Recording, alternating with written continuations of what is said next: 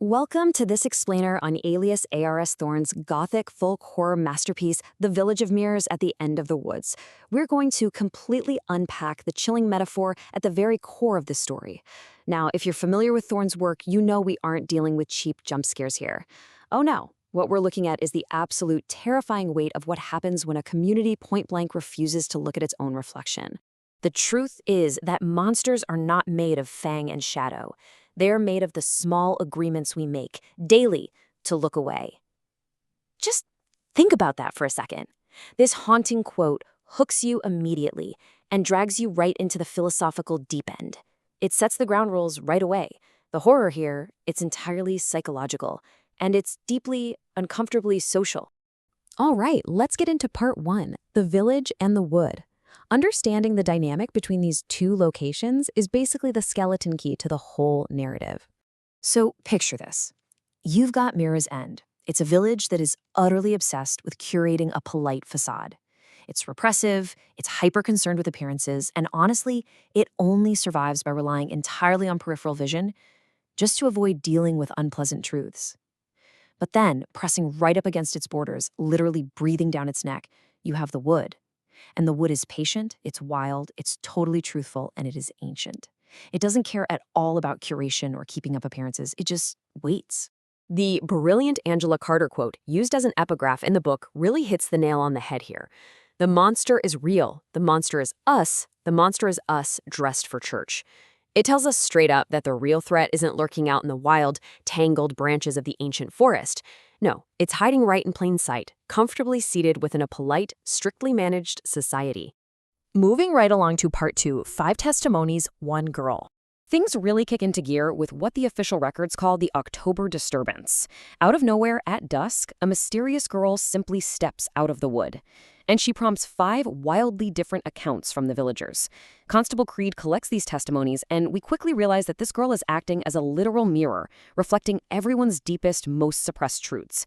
I mean, Eleanor Graves sees a girl needing tea, which actually reveals Eleanor's own hidden desperation to authentically care for someone. Thomas Langford is creeping from his window and sees a hand in wet hair, exposing his own deep hunger for transgression. Philippa Hart literally sees her long-lost sister Lena, bringing all her unresolved grief right to the surface. Reverend Harrow? He sees the answer to a private prayer, and it sends him into a total crisis of faith. And then there's Constable Creed himself.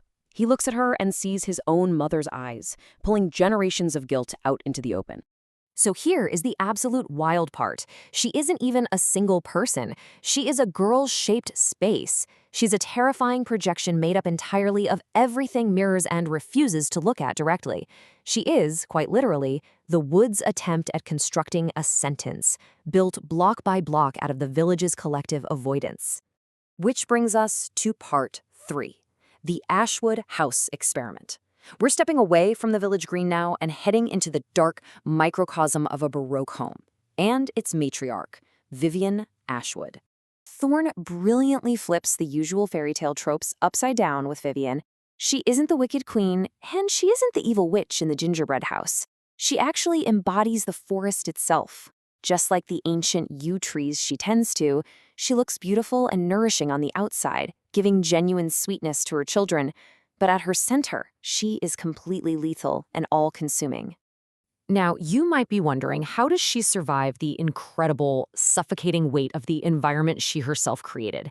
Well, she practiced something called mithratism. That's the practice of consuming small amounts of poison over a really long period of time to build up a tolerance. We find out through her daughter Petra's botanical notes that Vivienne was actually drinking teas brewed from toxic border plants. She literally poisoned herself just enough to become indifferent to the consuming Baroque horror of her own house.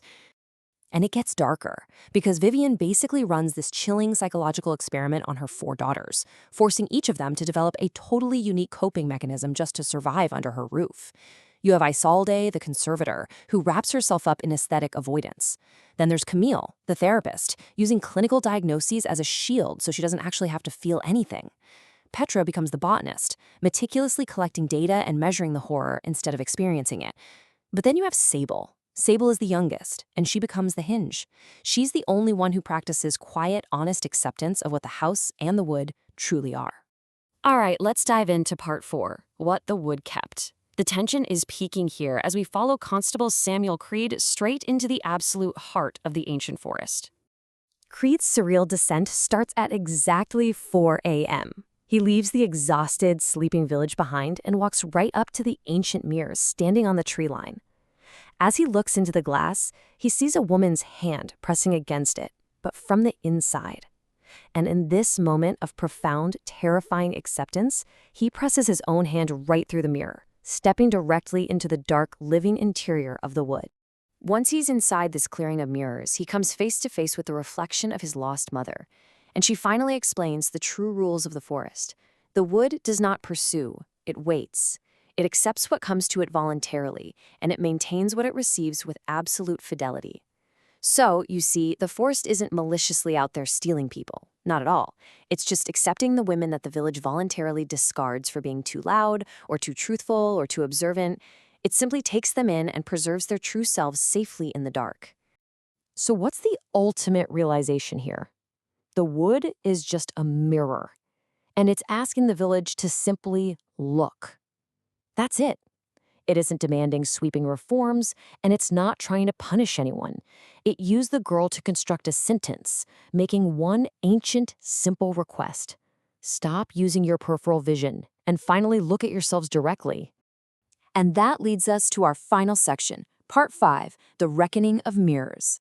This is where those deeply entrenched, toxic habits of the village and the Ashwood house finally crash into each other and shatter. Now, you might expect a massive, bloody climax here, right? But no. The reckoning is actually a quiet, painfully slow process of acceptance, and it unfolds in 3 crucial steps.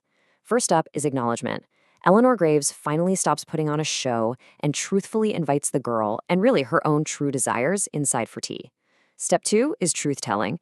In a move no one saw coming, the villagers actually rearrange the chairs at the village hall into a circle. They ditch the whole performance of sitting in rows so they can actually speak their real truths to one another. And finally, the threshold. Over at Ashwood House, Petra completely stops trying to wall off the wood. Instead, she plants a negotiated border garden, letting the house's plants mix freely with the woods. They literally finally stop looking away. Which brings us to Thorne's ultimate, most profound point. Sustained looking has its own analgesic effect. You stop flinching eventually. The horror of the wood doesn't just magically vanish into thin air. The mirrors are still there. But sustained, honest looking eventually cures the flinching. You just endure the pain of seeing your true self until eventually it simply stops hurting. So I want to leave you with this lingering, pretty provocative question drawn straight from Sable Ashwood's wisdom. How do you look at your own face in a mirror? It's the ultimate challenge that this whole explainer builds toward, asking all of us to finally face our own unacknowledged truths head on without flinching. Thanks so much for joining me today, and I really hope this gave you something deep to reflect on.